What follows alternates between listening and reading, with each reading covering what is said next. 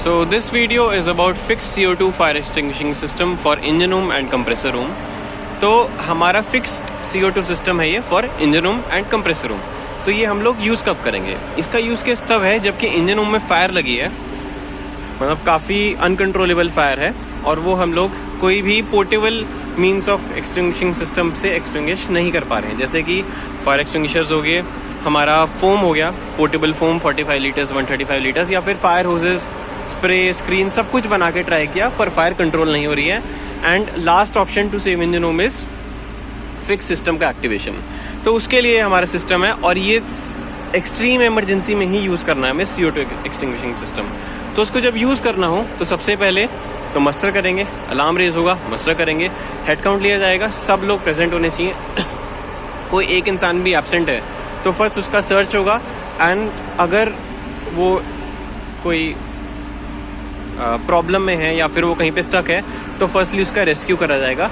उसके बिना हम लोग CO2 सिस्टम नहीं एक्टिवेट कर सकते हैं. ओके, तो हेड काउंट होगा, सब कुछ होगा, सब वेरीफाई करने के बाद कि सब लोग प्रेजेंट हैं, हम तभी CO2 सिस्टम को एक्टिवेट करेंगे. तो CO2 सिस्टम को एक्टिवेट करने के लिए दो चीज़ें हैं. जैसे इंजन रूम इतना बड़ा है तो इतनी ज़्यादा वॉल्यूम को कैटर करने के लिए हमारे पास टोटल 195 बॉटल्स हैं. तो 195 बॉटल्स पंचर होंगी तब हमारा CO2 सिस्टम पूरा CO2 से फ्लड होगा, एंड तब हमारी फायर एक्सटिंग्विश होगी. ओके, तो अभी दो चीज़ें हैं इसमें. इंजन रूम के लिए 195 बॉटल्स हैं, एंड कंप्रेसर रूम के लिए सिमिलरली 17 बॉटल्स हैं एज पर उसकी वॉल्यूम. तो इसमें ये क्लिक है कि जो 17 बॉटल्स हैं वो ऑलरेडी 195 बॉटल्स का पार्ट है. मतलब कि अगर हम कंप्रेसर रूम के लिए CO2 सिस्टम को एक्टिवेट करते हैं तो हमारी 17 बॉटल्स पंचर हो जाएंगी. तो 195 में से 195 में से 17 बॉटल्स कम हो जाएंगी. तो बचेंगी, जितनी भी बचेंगी वो बचेंगी सिर्फ इंजन रूम के लिए. और इनकेस हम पहले इंजन रूम को एक्टिवेट करते हैं तो 195 की 195 एक्टिवेट हो जाएंगी, और कंप्रेसर रूम के लिए कोई नहीं बचेगी. तो हमारे पास इंजन रूम में से ही एक छोटा पार्ट कंप्रेसर रूम के लिए डेडिकेट किया हुआ है 17 बॉटल्स का. और इनकेस ऐसा है कि दोनों में साइमल्टेनियसली फायर है, इंजन रूम में भी और कंप्रेसर रूम में सेम टाइम पे फायर है, तो हम लोग फर्स्टली इंजन रूम को बचाएंगे, मतलब इंजन रूम के लिए एक्टिवेट करेंगे, क्योंकि वो ज़्यादा क्रिटिकल चीज़ है. उसमें सब कुछ है, main engine, pumps and everything. क्योंकि डेक पे तो काफ़ी चीज़ों से एक्सटिंग्विश कर सकते हैं. DCP सिस्टम है, fix DCP system, then water spray है, तो काफ़ी मीन्स हैं, और एक्सेसिबल एरिया भी है. तो main priority is engine room. Okay, तो इसका ऑपरेशन क्या है? इसको ऑपरेट करने के लिए ये हमारे पास दो बॉक्सेज हैं, दो कैबिनेट्स. सिमिलरली दो कैबिनेट्स हमारे EHQ में भी हैं. कोई वॉकेट वगैरह बुलाया? हाँ, तो ये दो कैबिनेट्स हैं. सिमिलरली दो कैबिनेट्स हमारे EHQ में भी हैं. अब इसको ऑपरेट करने का सिंपल प्रोसीजर है कि it should be operated under the presence और सुपरविजन ऑफ चीफ इंजीनियर और बाय चीफ इंजीनियर. तो सबसे पहले हम लोग ESA प्रेस कर देंगे, मतलब कि इमरजेंसी शटडाउन. तो engine room auxiliary machinery stop, ESA. इसमें ये सब चीज़ें ट्रिप हो जाएंगी. अब ये सब चीज़ें जब ट्रिप हो जाएंगी तो ऑटोमेटिकली या तो सॉर्ट ऑफ ब्लैकआउट जैसा ही होगा. तो उसके बाद हमें क्या करना है? हमें यहाँ से की लेनी है, break the glass, take the key. Key लेने के बाद हमें की ओपन करना है. ये डोर जैसे ही ओपन होगा तो CO2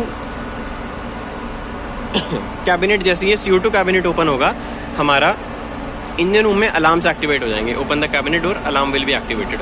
पूरे ओवरऑल अपना अकोमोडेशन में, इंजन रूम में हर जगह अलार्म्स एक्टिवेट हो जाएंगे. तो जस्ट एक ये इंडिकेशन भी है कि हमें स्पेस को इवैक्यूएट करना है. ओके, और वैसे भी हम लोग ये तभी खोलेंगे जब इवैक्यूएटेड है. ठीक है, तो उसके बाद हमें इंश्योर करना है कि सारे डोर्स, सारे हैचेस, सारी वेंट्स, सब कुछ शट है. जो भी हम मैनुअली शट करना है या फिर जो भी फ्लैप टाइप नहीं है, रेस्ट सब कुछ इससे शट हो जाएगा, ES से, इमरजेंसी शटडाउन से. तो हमें ये खोलने के बाद हमें बॉटल कुछ ऐसी दिखेगी. अंदर से ये दो पायलट बॉटल्स दिखेंगी, और इसमें ये वाला है first valve for POD valve, and ये हमारा second valve for cylinder valve. तो हमें इसी सीक्वेंस में खोलना है कि फर्स्ट वॉल्व जो है वो POD खुलेगी. देखिए, फर्स्ट वॉल्व अगर हम POD नहीं खोलेंगे तो सेकंड सिलेंडर वॉल्व ऑपरेट ही नहीं होगी. तो हमें फर्स्ट POD वॉल्व खोलना है, ये वाला, देन हमें ये वाला खोलना है. तो POD और cylinder valve this is our POD valves, ये हमारा मेन पीओडी वॉल्व है for engine room, and this is our POD valve for compressor room, and these are 195 cylinders of CO2। ठीक है, तो प्रोसीजर क्या रहेगा, हमने जैसे वो 2 वॉल्व्स अपनी पीओडी के लिए ऑपरेट करी और फिर उसको ऐसे नीचे किया जो है सिलेंडर वॉल्व को, तो दोनों वॉल्व जब ऑपरेट हो जाएंगी तो जो पीओडी वॉल्व का आउटपुट आएगा वो आएगा इस लाइन से। ये लाइन डायरेक्टली कनेक्टेड है हमारे पीओडी वॉल्व से। सो पीओडी बॉटल का डिस्चार्ज इसमें आएगा, डायरेक्टली पीओडी को एक्टिवेट करेगा, मतलब जैसे ही वो वॉल्व खोलेगी ये वॉल्व ऑपरेट होना स्टार्ट हो जाएगी। और जो दूसरी है जो हमारा सिलेंडर के लिए लिखा था इसमें, जैसे कि second valve for cylinder valve, तो उसमें क्या है, ये लाइन आ रही है और ये लाइन डीले यूनिट से जा रही है। डीले यूनिट के बाद हमारी बॉटल्स पंचर होंगी, मतलब कि पीओडी वॉल्व पहले खुलेगा, खुलने में थोड़ा टाइम लगेगा, तो उसके लिए 40 सेकेंड्स का डिले यूनिट दिया हुआ है इस यूनिट से। मतलब कि ये जब ऑपरेट हो जाएगी, जब ये ऑपरेट होना स्टार्ट होगी, उसके 40 सेकेंड्स बाद हमारी बॉटल्स पंचर होंगी, तब जाके हमारी बॉटल्स का प्रेशर रिलीज होके इधर से जाएगा।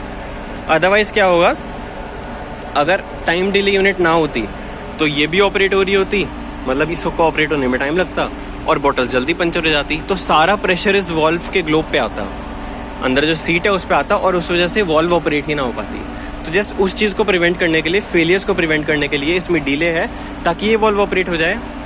उसके बाद हम लोग बॉटल्स पंचर जब होंगी तब वो ईजिली जा पाए इसमें से। ठीक है, अब इसमें भी ये सिनेरियो है कि हमारी डिले यूनिट खराब हो गई, मान लो हमारा पीओडी ऑपरेट हो गया है पर डिले यूनिट से मतलब नीचे नहीं जा रहा है CO2 और बॉटल्स पंचर नहीं हुई है, तो डिले यूनिट को बाईपास करने के लिए ये वॉल्व है, बाईपास वॉल्व। इसमें लिखा है if the CO2 is not discharge even after 40 seconds due to malfunction of the delay unit, open bypass valve of the unit. ठीक है, तो हमारी पीओडी वॉल्व ऑपरेट हो जाएगी, उसके बाद अगर हमारा टाइम डिले नहीं, ये सर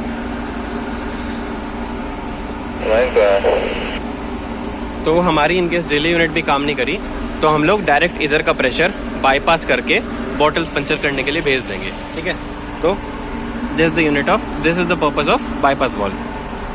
बाईपास वॉल्व का भी होने के बाद अब एक सिनेरियो और बनता है अभी हमने देखा इनकेस पीओडी वॉल्व ऑपरेट हो गई पर डिले यूनिट काम नहीं किया। अगर ऐसा हो कि डिले अपना पीओडी वॉल्व भी ऑपरेट ना हुई तो क्या होगा, अब इसमें एक क्लिक और है कि जो हमारा पीओडी वॉल्व है, मेन वॉल्व जिससे हमारा इंजन रूम और कंप्रेसर रूम कनेक्टेड है, वो और डिले यूनिट इन दोनों में इंटरलॉक है। मतलब कि अगर हमारी पीओडी वॉल्व ऑपरेट नहीं होगी तो हमारी डिले यूनिट काम नहीं करेगी। ठीक है, तो फर्स्टली पीओडी वॉल्व ऑपरेट होनी चाहिए, उसके बाद ही डिले यूनिट काम करेगी। इन केस पीओडी वॉल्व भी ऑपरेट नहीं हुई तो ये फुल्ली नॉन ऑपरेशनल हो गया ये सिस्टम, तो हमें सब कुछ फिर मैनुअली करना पड़ेगा। तो मैनुअली क्या करना है, पीओडी वॉल्व्स को मैनुअली ओपन करना है, क्योंकि अगर इधर से कुछ काम नहीं करेगा तो हम लोग इधर से वॉल्व्स को मैनुअली ओपन करेंगे। जब फुल ओपन हो जाएगी तो ये मैनुअल लीवर बॉक्स, इसमें से लीवर लेंगे, बॉटल में लगाएंगे और इसको अंदर की तरफ प्रेस करेंगे, ऐसे अंदर की तरफ। ठीक है, तो उससे क्या होगा, हमारी बॉटल जो है वो पंचर हो जाएंगी।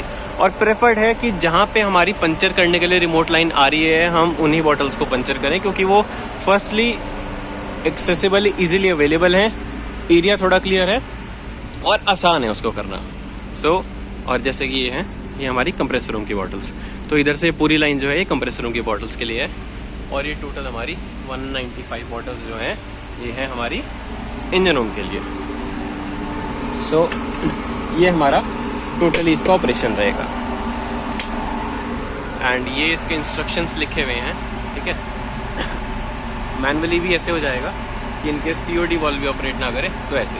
ठीक है, उसके बाद फिर after discharge allow enough time for the CO2 gas to extinguish the fire, do not reopen the space until all reasonable precautions have been taken and ascertain that the fire is out. When the fire is out, ventilate the space thoroughly. Person re-entering the space must wear compressed air breathing apparatus until the atmosphere has been checked and found contains 21% oxygen. So, 2 scenario हमने discuss करे। In case POD valve operate हो गई है पर delay unit operate नहीं हुई है तो हम लोग बाईपास वॉल्व को ऑपरेट करेंगे। बाईपास से भी नहीं हुआ तो मैनुअली कर देंगे। इनकेस हमारी पीओडी ही ऑपरेट नहीं हुई तो due to interlock time delay भी एक्टिवेट नहीं होगी, तो कोई भी रिमोट सिस्टम हमारा काम नहीं करा। तो हम लोग पीओडी को मैनुअली ओपन करेंगे, CO2 को मैनुअली पंचर करेंगे और फिर हमारा सिस्टम जो है वो स्टार्ट हो जाएगा। So this is all about fix CO2 fire fighting system for compressor room and engine room. एक बार वापस से, ये है हमारी इंस्ट्रक्शंस की photo. This is our main console. So this is everything about CO2 system.